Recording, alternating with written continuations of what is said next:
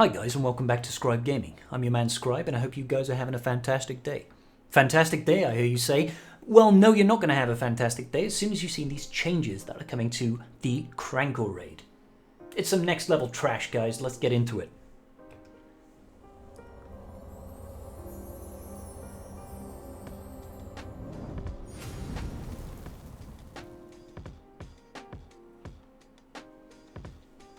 Alright guys, so SWGoH took to the forums and he's exposing the changes that are coming up to the Rancor raid, and whilst initially these changes look good, when you delve into the numbers and you think about how this is going to impact things going forward, you'll realise this is actually hot trash. Let's take a look. So our boy SWGoH, who I've got the utmost respect for, has gone to the forums. We have finalised changes to the challenge tier of the Pit raid, scheduled to be released in the coming weeks. Our main objective with these modifications is to maintain which guilds can complete the event whilst removing the headache of coordinating the majority of guild members over a very narrow period of time and reduce the stress on guild officers. Okay, so let's extrapolate from this first sentence here. Their objective is to maintain which guilds can currently beat Rancor and remove the stress of coordinating it. So we're talking about trying to get that 100% down to 0% in one set of runs without posting damage in between, and thinking about getting people from different geographical locations with different life responsibilities, jobs, looking after kids, going to school, going to work, all that sort of garbage that real life entails. And they're saying, hey, we're getting rid of all that. If you can complete the Rancor raid now, you can do it after these changes and you don't have to worry about when and where people can join in. Keep that in mind. Second, we want to expand the accessibility of challenge tier within the guilds completing it. What does that even mean? So the guilds that are already completing it, we want to make it more accessible. Well, they've already said that they are removing the coordination aspect of it. How else are you making this more accessible to these players? I don't know, let's see. Guild members should be able to participate in this raid regardless of real-life factors like time zone, Discord usage, and device ownership. Okay. And third, these changes are aimed at preventing characters like Supreme Leader Kylo Ren from soloing phases of the raid. Fine, I'm on board with that. But let's be clear, guys. SLKR is the only character that even gets remotely close to clearing any phase of this Rancor raid. It's just that one character. It's not JML, it's not Rey, it's not C, it's definitely not C. Does Gas do it? No. Does Padme do it? No. These guys are getting like 5%, 6% tops. Maybe in P4 we get like 9%, 10% tops. That's not even close to soloing a phase. Only SLKR, and only in phases 1 and 3 does he do any significant amount of damage. So, with those objectives in mind, we are changing the stacking speed and offense that persisted between runs to only impact the current battle and adjusting the amount of rate at which these stacks start building up. Perfect. Perfect. Stacking damage does not carry over to the entire guild. That's great. So if somebody accidentally posts, the entire guild is not screwed over. Brilliant. That's how it should have been from the start. I love it. Next step. While the changes can make large runs harder, your overall guild progress should be roughly the same, but without needing the heavy coordination. As they said before, current guilds that can complete it can still complete it, you just don't have the hassle. Large runs will be harder, because they've nerfed damage outputs, damage capacity somehow. We'll go into it, but this is what they're stating. If you complete it before, you complete it now, big runs won't be a thing, but you can still do it. I already don't see how that adds up, but it's fine. While we may see future game design modes that require deeper levels of coordination, we recognise that the original version of the Pit Challenge tier did not accomplish this in a way that was fun for many guilds. It wasn't that it wasn't fun, guys. It was that it was an absolute nightmare. You've got people in international guilds, some in Europe, some in Australia, some in America. People have got jobs, people have got to go to school. You know, different time zones. How is it fair for someone who is at 8 PM somewhere and 3 AM in the other area have to get on for this 1 hour time slot and not post any damage and coordinate through a chat system that the game does not accommodate for. Could you imagine trying to coordinate challenge tier rancor using the in-game chat for guilds and it not crashing your run? Absolutely ridiculous. It's not that it wasn't fun, it was that it was horrific. Okay. We will continue to monitor the impact of these changes and take your feedback into close consideration. Good, because you're going to need it.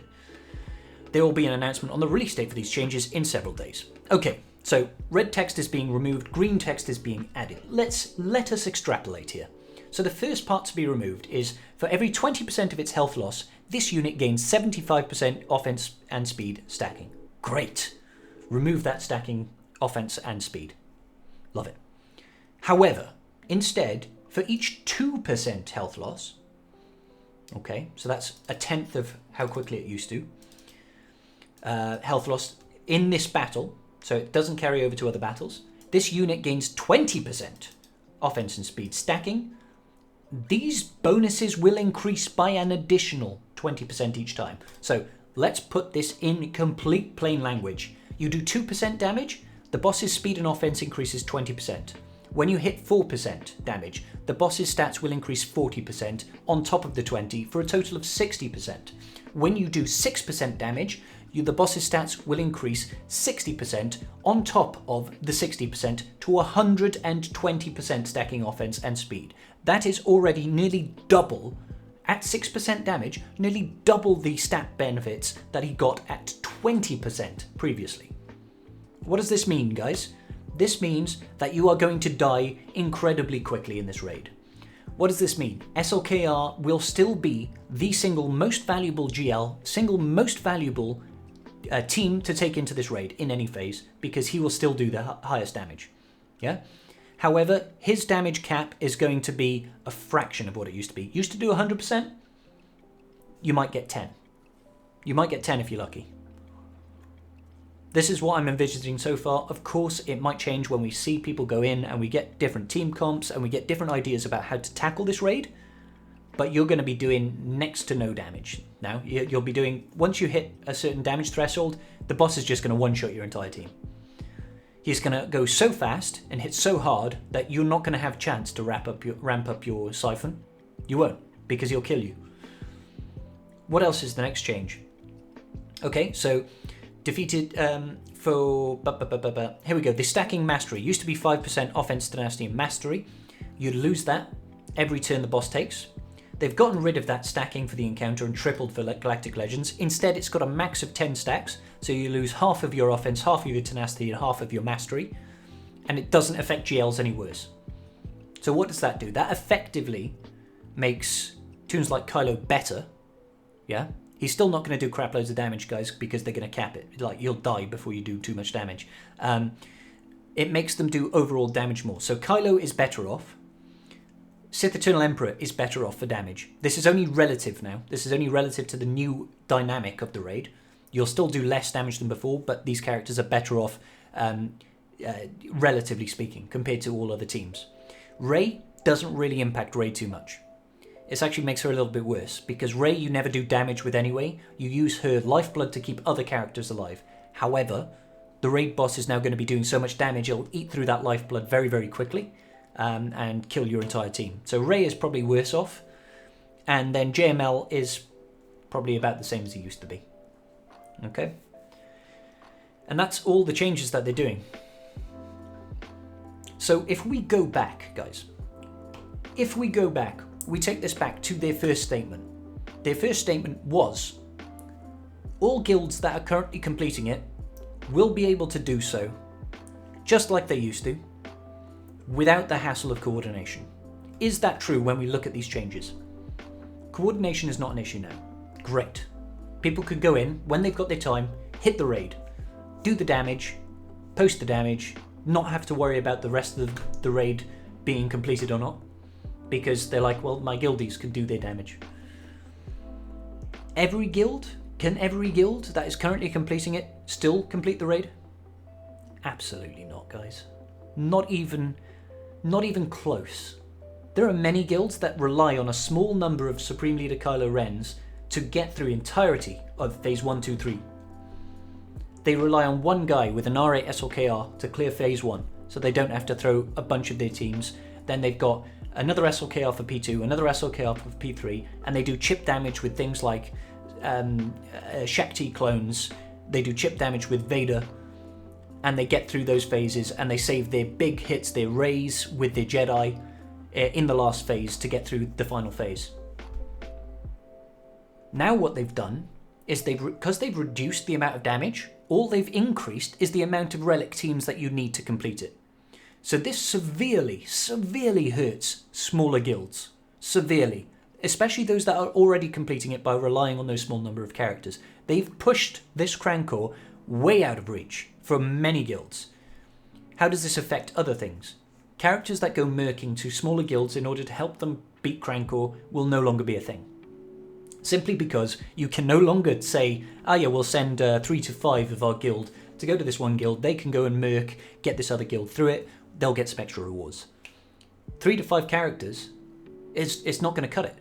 Because now you're going to be dependent on those 3 to 5 characters to have 4 GLs and to do significant amounts of damage. That is really hard, and by significant I now mean like 5 to 10% damage, because that's now significant in each phase. That's how it's going to be now, guys. You're not going to go in there with like your Mando team and get 10% damage. That's not going to be a thing. So they've decreased this accessibility, not increased it, or not made it easier. And they've pushed it far further out for those smaller guilds that might have been on the cusp of doing it. I've got to be honest, guys, I'm failing to see the plus side to this. Like, I get the lack of coordination. That's great. Yeah, you push out the coordination, get rid of that. That's great. I'm all on board. But now you've just made it a 300 mil GP plus guild endeavor only. And there are many people that are not in that sort of guild. And even then, I'm not even sure certain 300 mil guilds will still not complete this. Am I wrong here, guys? Am I wrong? Have I misread this? This is my base thinking based on what I'm reading into these changes. I think they've made this raid harder. I'd love to know your thoughts, guys. Take to the comments section below. Tell me. How much damage do you think you're going to be doing now with SLKR? I don't know. I don't know. What teams do you think is going to do anything now? There's just so much ramping damage now and speed. I don't think many teams are going to last. And every roster is going to need a slew of R5 teams just to try and get in there and do some damage. Anyway, guys, that'll do it for here. Check the link, as usual, in my description. You will find links to all my social media, Twitch, Twitter, Discord. Tweet me. Come into my Discord channel. Talk to me about these changes to Rancor. I'd love to hear it. If this video was good, guys, please give me a like. Give me a comment. Subscribe if you are so inclined. And I'll see you all in the next video. Peace out. Just giving a quick shout out to my patrons. I appreciate each and every single one of you, and without your support I wouldn't be doing this today. Thanks so much.